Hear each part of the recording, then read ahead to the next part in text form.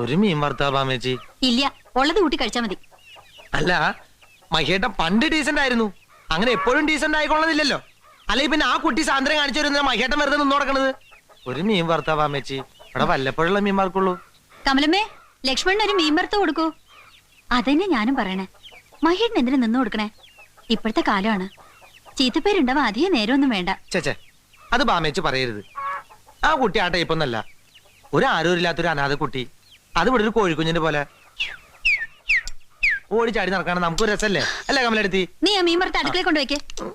മീൻ വറുത്ത് ഇല്ലാതെ ചോറ് ഇറങ്ങില്ലെങ്കിൽ ഇറങ്ങണ്ട. അല്ല, പറയുമ്പോ എല്ലാം പറയണല്ലോ. ആ കുട്ടി ഓടുമ്പോ തന്നെ മഹേട്ട അതിന്റെ പുറകെ ഓടണത്. ഇവിടെ ബാമേച്ചി ഓടി നടക്കണ്ടല്ലോ. ബാമേച്ചിട്ട് പുറകെ ഓടേണ്ട കാര്യമില്ലല്ലോ മഹേട്ടന്.